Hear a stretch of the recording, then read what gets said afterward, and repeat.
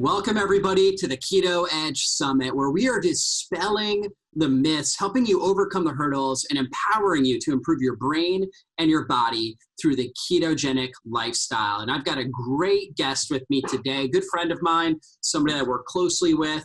This is Melissa Nora. Melissa is a board-certified holistic health practitioner. She's a researcher. She's a writer for drjockers.com. She also formerly was an attorney. She's a wife. She's a mother of four, two sets of twins. We have a lot in common there because I've got twins as well.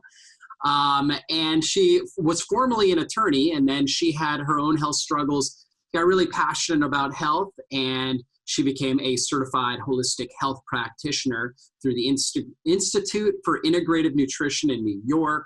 And she works with me at my clinic, Exodus Health Center in Kennesaw, Georgia, as well as through drjockers.com. She's one of our lead researchers and writers, so the content we put out, she really helps a lot with that. And she also loves doing shopping tours and working with people individually and in small groups, really showing them how to apply the strategies we're talking about in this Keto Edge Summit. And so we're going to get into that in detail today. In fact, I told her I want her to kind of give us, in a sense, with her own narrative, like a little shopping tour for us. Right, Melissa? That's right. And I'm excited to be here. I love to lead shopping tours. I led one yesterday, and I'm excited to share a shopping tour with everyone today. All right. Fantastic. And share your story really about how you went from being an attorney and a full-time mom to now getting into health coaching and really helping people all around the world improve their health. Well, I had the struggles that I actually see in a lot of my clients now. I was an attorney, a litigator, a high-stress career in the courtroom quite a bit. And then I had two sets of twins. And I think all of the stress combined just really took a toll on my body.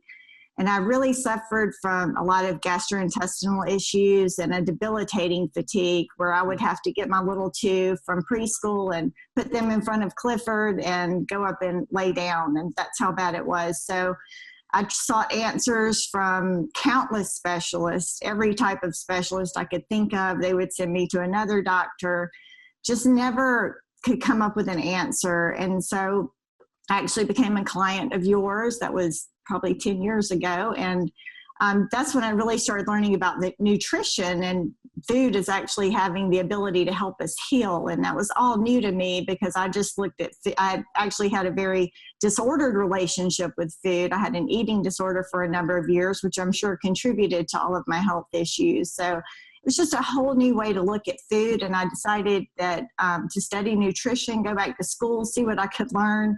You know, my type A personality, I wanted to help myself because I wasn't getting any answers, and I was just spending thousands of dollars on tests and doctors. And so I went back to school, totally changed the way I ate, took a lot of supplements to help my body heal. And I'm just happy to say that I'm not on any medications. I feel great. I have energy to be with my kids. I think clearly.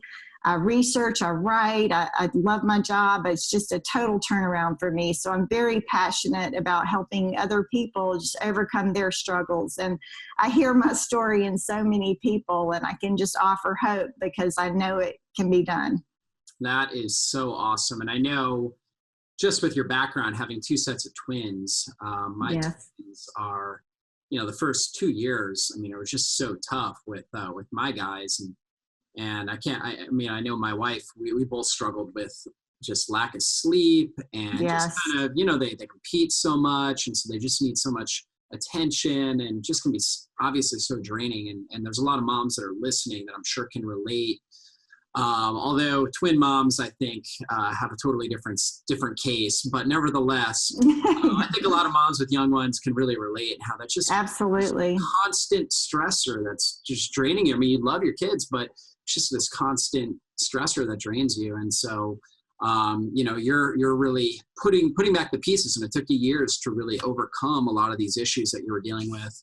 And it did. Yeah. And now you're helping people with that. And so I know you love doing shopping tours. And so what are some of the big shopping mistakes that you see people making when they're going to the grocery store? I would say the biggest mistake I see people make is believing labels, because a lot of labels you see in the grocery store, it will say all natural or paleo, or, or I'm sure there's going to be a lot of keto friendly as, ketogenic diet really gets more and more popular. But if you actually look at the ingredient list, there are additives and preservatives and sugars and just a lot of things that you don't want in your body. So the biggest thing I would say is don't trust labels and always look at the ingredients. There's almost 4,000 FDA approved additives. And so there's just all kinds of stuff that they put in food, and you really have to be aware of that. And another mistake I see is people thinking that frozen food is not a healthy option. And I can tell you, as a mom of 4, if I didn't have a big freezer stocked with organic vegetables and fruits, it would really be hard to feed my kids healthy, because I'm working and I get home late, and to have the convenience of frozen vegetables is just amazing. So I always encourage people, buy frozen. Now I've seen frozen organic riced cauliflower, and I was so excited to see that, because that can be time consuming to, use the colander or, and get the cauliflower ready to rice it and then cook it and all that. So if it's already riced, you can just put it in a dish with a little bit of water, steam it a little bit, and it's, ready to go. So a lot of convenience, and, it's just as healthy. And berries are another thing, frozen berries. I actually prefer frozen in my smoothies because it gives it that icy texture. So I always encourage frozen fruits and vegetables. And I guess another big mistake I see is with purchasing meats. A lot of people get keto kind of confused with Atkins, and Atkins really didn't differentiate between types of meats. And a lot of people think, well, they can just load up on bacon and, conventional bacon, conventional red meats. And those are, those animals are fed GMO feeds. They're pumped with antibiotics and hormones, and it's just really unhealthy to consume those meats. So you always want to look for grass-fed beef, bison, lamb, pastured chicken, pastured eggs, and wild-caught salmon. I love to show people salmon when I do my shopping tour, because if you look at the farmed Atlantic salmon, it's kind of this, light pink, looks foggy almost. And then you look at the wild-caught salmon, and it's this beautiful red, and it just looks bright. It looks cleaner. And it's really interesting to compare side by side, and you can just see which one's more healthy. So those are the biggest mistakes I see people make.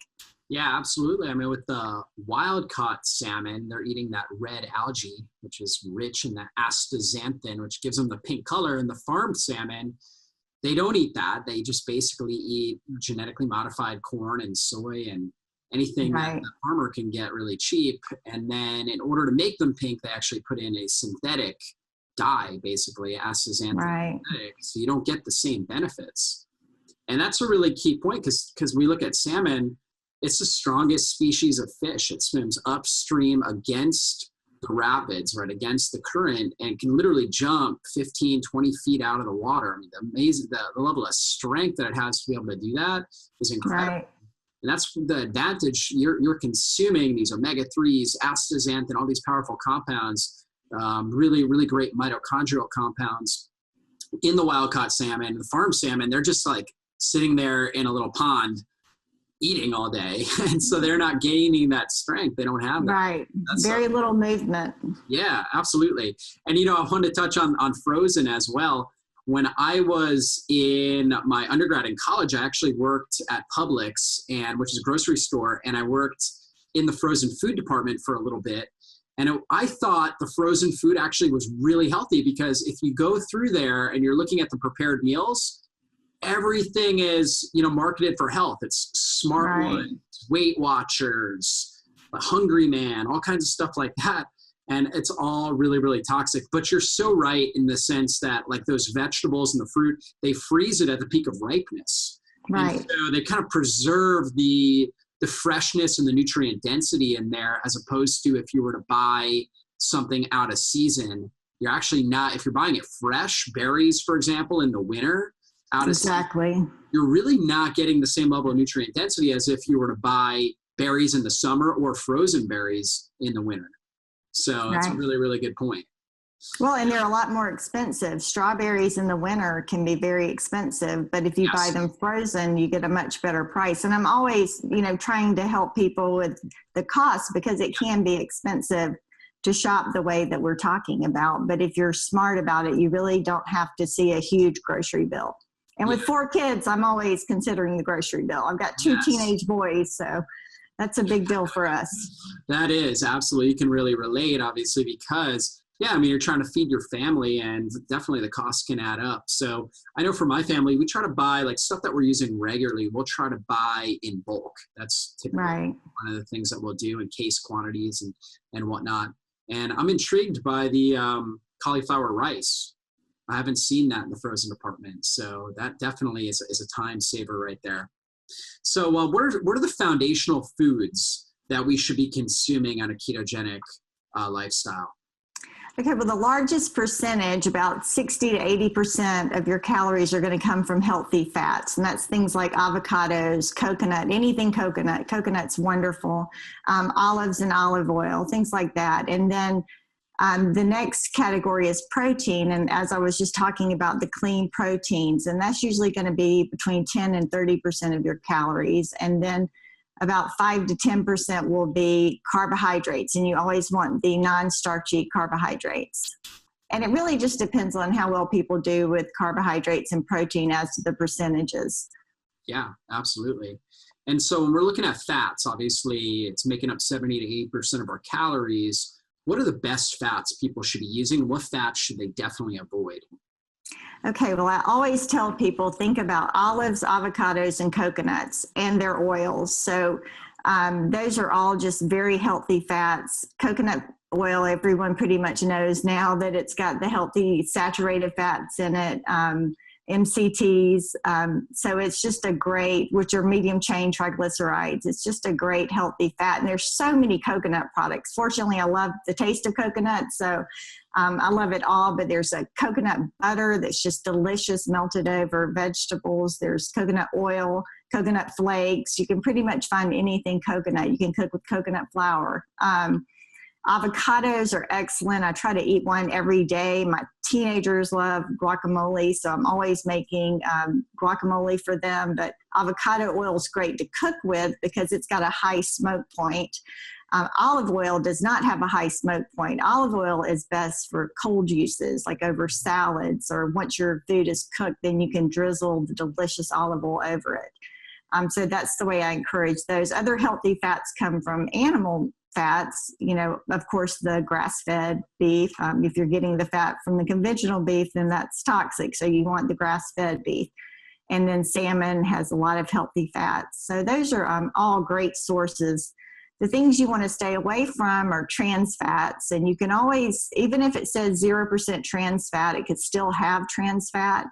And so you want to look for partially hydrogenated oil or hydrogenated oil. And then that will tell you that there are trans fats in there. Margarine is always going to have trans fat. I mean, that's just, you always want to go with butter.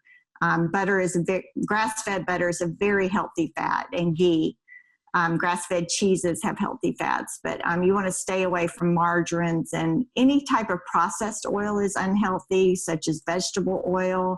Those oxidize very quickly when exposed to heat, air, or light, and that promotes free radicals. So, it's very discouraging to find out that all these oils that I thought were healthy, because they say vegetable oil, well, how could that be unhealthy? But it's not healthy. So vegetable, canola, grapeseed, those types of oils you want to stay away from.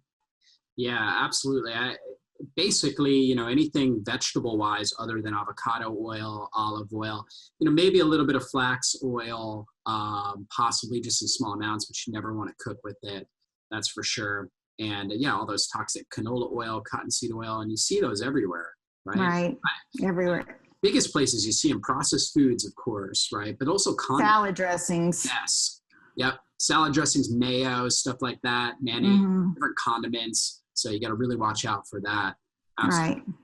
Right. And getting a lot of those good plant-based fats, like you were talking about olives, avocado in there, or grass-fed butter. I always tell moms that, because when they tell me things like my kids won't eat vegetables, I always say, well, you just didn't put enough grass-fed butter. Right, exactly. On there, right? And it's really, really good. And so let's talk about fruits and vegetables. On a ketogenic lifestyle, obviously we want things that are going to be low glycemic. So what are going to be the best fruits and vegetables to really focus on?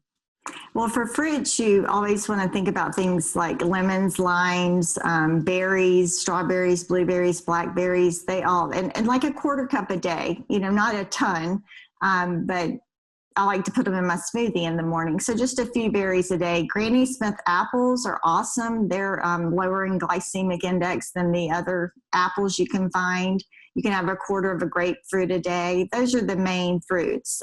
For vegetables, you've got such a huge selection of vegetables you can have on the ketogenic diet. That's what makes it easy to do for a lot of people, because there is such a variety of green vegetables you can choose. And I always like to help people with how you would use them. So one way to think about it is like vegetables that you can roast, like broccoli and green beans, asparagus, Brussels sprouts, all of those you can put in the oven, roast them with some coconut oil, and it really brings out their natural sweetness, and it's very satisfying. And for some things that you can use as alternatives to pasta and grains, things like spaghetti squash. That's one of my all-time favorite vegetables now, because I can put that with any of my favorite sauces, and it's low glycemic and just delicious. And other things you can use are cauliflower, like we were talking about earlier. You can rice the cauliflower and use that instead of grains for curry dishes or, other meals. So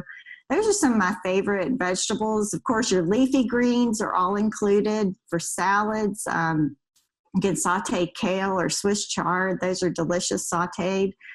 Pour some olive oil over it after it's been sauteed.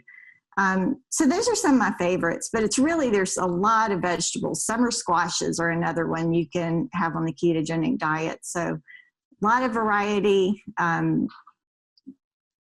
You just want to stay away from the ones that are higher in carbohydrates. Yeah, for sure. And so, those cruciferous vegetables, they're just loaded with nutrients, have a lot of good prebiotic fiber, because oftentimes on a ketogenic diet, people are like, where do I get my fiber? Well, cruciferous vegetables have tons of fiber, very little net carbs. And net carbs are basically your total carbs minus fiber. So whatever's left is going to impact your blood sugar. Fiber is not. So if something has 10 grams of total carbs, 5 grams of fiber, it's got 5 grams of net carbs. And you're going to find that those cruciferous vegetables, those dark green leafies, really, really low in net carbs. Right. And tons of fiber in there to help with bowel motility and to help feed your microbiome. So as long as you're consuming a lot of that, it's going to have a really positive effect on your microbiome. And they're also really good carriers for grass-fed butter. So those fats, again, they can be really good dipped in things like guacamole. Right. So you can take a lot of different veggies like red cabbage, for example, and dip that right into guacamole, which tastes great. You can do celery, cucumbers in guacamole. So you're getting the fats. And I always tell people, when you have vegetables, always make sure you have fats with it, because fats actually help your body absorb a lot of the antioxidants that you get in the vegetables. So it's a match made in heaven there. It's a great combination, and it will provide the satiety that you need and the nutrient density that you need when you're doing that. So, so yeah, absolutely. And if you're just getting going on a ketogenic diet, typically we'll have you take out fruit other than lemons and limes until you get fully keto adapted.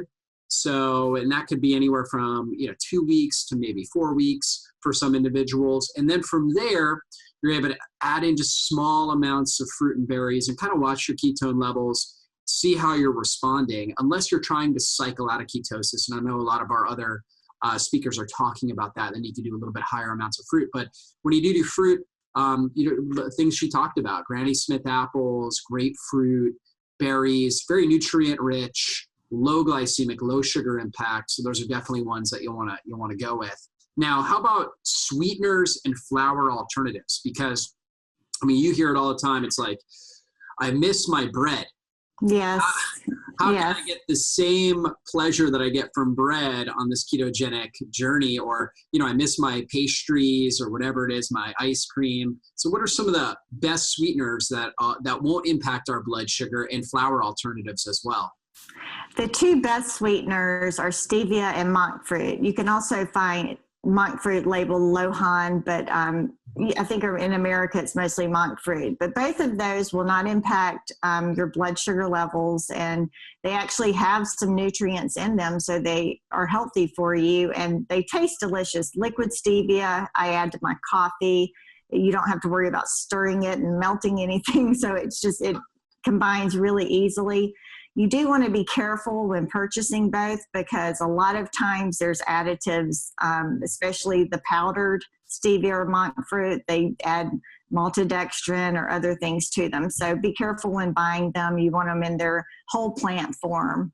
So those are the two best sweeteners. For flours, coconut flour. I love to cook with coconut flour. It's tricky when you cook with coconut flour because it is a very dry flour. And I remember seeing some recipes and thinking there is no way you only use a third a cup of coconut flour and 5 eggs and, a lot of liquid, but it actually is how you have to do it with coconut flour because it is a very dry flour. But that's my favorite flour to cook with now. And there are just tons of recipes for people that, do want to satisfy themselves with, an alternative to their pastries and desserts on drjockers.com. You'd just be amazed at all the recipes that are on there. So I do encourage you to look for recipes there because you'll find all kinds of desserts made with avocados. My little girl loves to look for recipes, and we make healthy stuff all the time, coconut ice creams and things like that. So there are options. You don't have to be completely deprived while on a ketogenic diet or to eat healthy. That's what I really love to share with people. It's not about deprivation. It's just a change of your lifestyle. And once you feel better, you don't miss it. You just want to keep eating healthy because you feel so good. So, and it's, it's a lifestyle. Oh yeah, absolutely. And that's one of the things I really try to provide on drjockers.com is a place where people can go and find these kind of recipes. And, again, like you were talking about, using things like coconut flour. Almond flour is another flour. A lot of people, almond flour is easier to bake with than coconut flour. But I know why you like coconut flour because it's easier on the gut. Mm-hmm. Almond flour, if you're doing a lot of almonds have lectins. It can be a little bit more challenging on the gut. And I see a lot of people have issues with nut sensitivities long-term when they're doing a lot of almond flour. So it is a better idea to use a combination of different types of flours like coconut flour. What's surprising is you can actually make a bread using almond butter too, right? Just actually using the nut butter as well. Or, Maranatha Farms has a coconut almond butter. Yes, I love that. Yes. Oh, I love that. Butter. Yes. Yeah, it's so good. Delicious. So if you haven't seen that, you can find it at most grocery stores in their little health food section. Certainly at, a place like Whole Foods or Trader Joe's, they'll have that. So it's just a combination of coconut butter and almond butter, and it's so good. And so obviously, so you and your daughter have been scanning drjockers.com, looking at recipes and probably absolutely and figuring them out. And so share with us some of your favorite low-carb ketogenic recipes that you guys have been making at home. We both love curries. My whole family loves curry, fortunately. So that's one thing. I mean, I just love the coconut milk and the red curry paste, or green. We'll do both. But curries are probably my favorite. We've got 2 great recipes online for a coconut curry and a Thai curry, turkey curry. So both of those are just delicious. And you can add anything to curries. They're so easy. You can make the sauce quickly. You don't really have to add a lot to it. And you can use whatever vegetables you've got on hand or frozen vegetables. Anything's good in curry. So always recommend curry. Another thing are omelets. I love omelets because you can do so much with omelets, and you can have them any time of the day. You can breakfast, lunch, or dinner, you can do an omelet. So just chop up some vegetables, use your pastured eggs, some grass-fed cheese, just delicious. So we do a lot of omelets, and then a lot of, we've got a lettuce wrap taco recipe, and those are delicious. Beef tacos with grass-fed beef. The whole family loves those. I will sometimes use coconut wraps for those. I love coconut wraps, and put some guacamole and some of the taco meat, and it's just delicious. I just challenge you to try these things because you're going to be amazed at how good they are. But those are probably some of my favorites. Yeah, absolutely. And you're getting me hungry here. And I know. the thing about it too is your boys are 16, is that correct? They'll be 16 in May. Yeah, so they're 15, 16-year-old boys. So it's Yes. not like they're not giving you feedback to kind of pepper you up. They're being very real and authentic on what they like and what they don't like. Right. So you got to figure out not only recipes that are going to be healthy for you, but also really help recipes that that the boys are going to approve of and consume.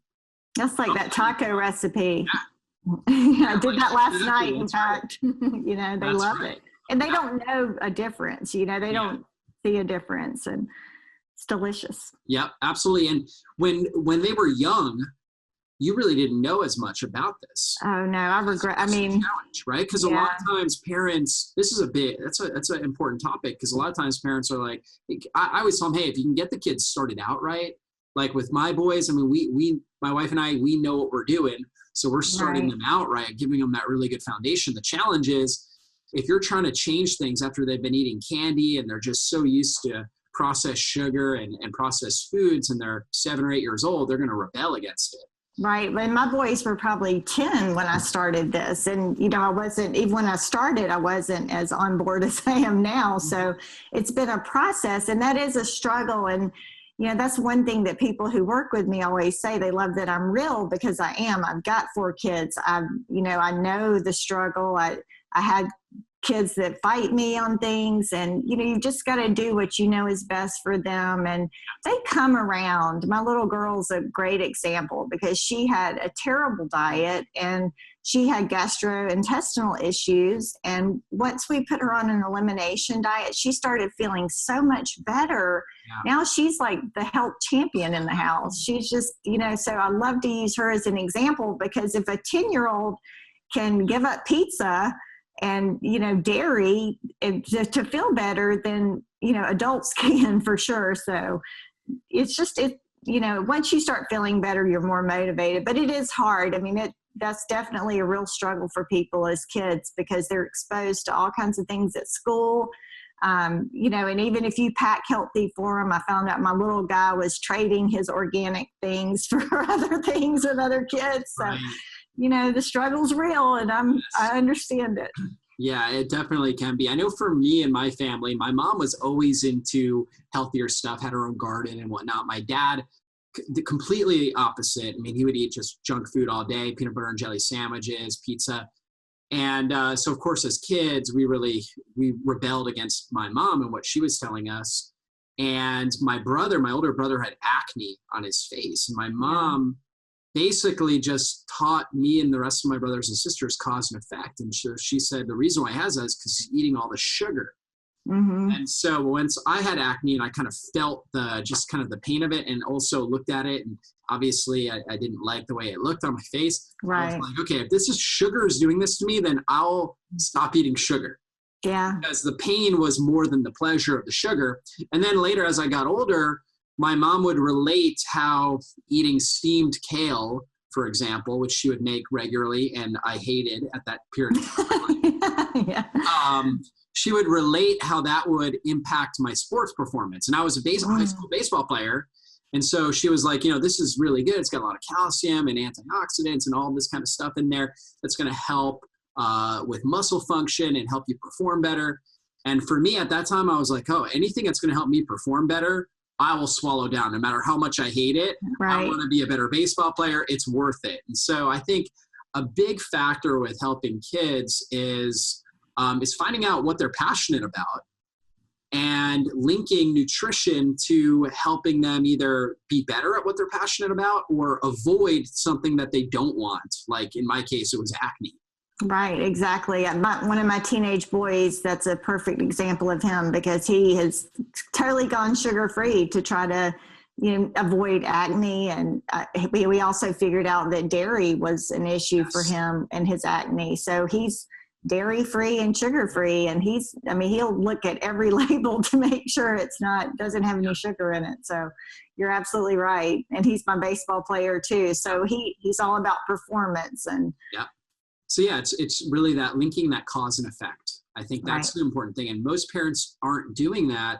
Their kids are either underperforming in school, really just that sometimes the kids feel inferior or just not as smart as other kids. And a lot of it has to do with their blood sugar imbalance, or they're having, physical appearance issues like acne, rosacea, psoriasis, different issues like that. I mean, all these things are so common nowadays, or they're just not performing as well in sports. And so sometimes helping them understand that the nutrition, how they feel their body is going to help improve their performance, help them look better, feel better, have more confidence, and continually repeating that to them, things start to click, and you'll find kind of like their sweet spot.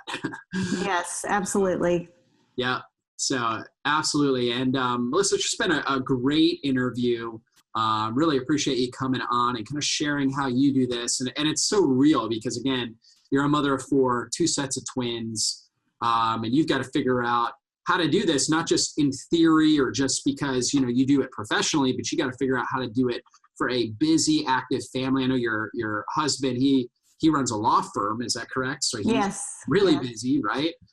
Lawyers are some of the most overworked people, as you know. I know that well, yes. Yeah, and so you've got to figure all this out for, a family of 6 and, figure out how to get it in your budget. And so, I really appreciate you sharing that wisdom. And anything that you want to leave people with is just kind of some last words of encouragement and empowerment.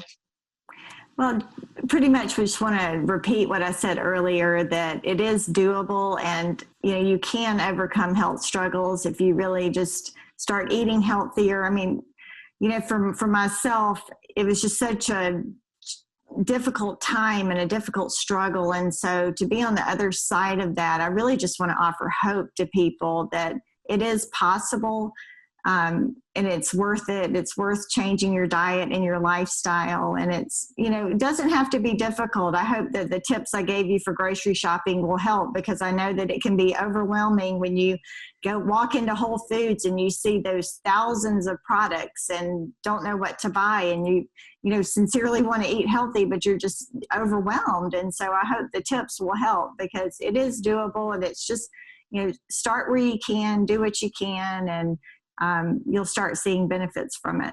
Yeah. And I've seen Melissa really metamorphosize in a sense, because I've been her doctor for, like 9 years now. And so just kind of seeing you develop and break through a lot of limiting beliefs along the way that you could be successful and you could do this. And so I'm super proud of you. And now you're helping other people do that.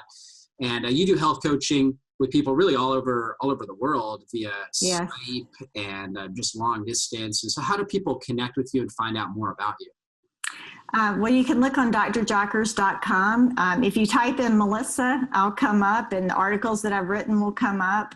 You can also email me at melissa@drjockers.com, and that's drjockers.com. And so I hope you'll contact me. I do truly love working with people. It's my heart. I'm a very compassionate person, and I just feel like this is my calling, and I'm so just humbled and proud to be doing it, and just honored to be working with you every day. So thank you for that opportunity. Absolutely. Well, to me, it's a privilege and an honor to have you on our staff and on our team. And Melissa is a fantastic writer. So if you see her articles, they're awesome. She's a great researcher. She loves to go deep with this. And she is very, very compassionate, just a great health coach. So if you're looking for somebody to kind of help you apply this ketogenic lifestyle and help you reach your health goals, definitely reach out to Melissa. And her email is melissa@drjockers.com. So you can connect with her there and set up a consult and just see if she's a good fit for you. And so if you've been listening to these interviews and you've gotten a lot of value out of this, and you're looking to pursue the ketogenic lifestyle in more depth, then I want to encourage you to check out ordering and owning the whole Keto Edge Summit for yourself. There's tons of bonuses. You'll get access to all these interviews for a lifetime, the transcripts, as well as many different bonuses to help you along your journey. And so if you would consider owning it for yourself, we would be honored, and we will see you on a future interview. God bless you, everybody.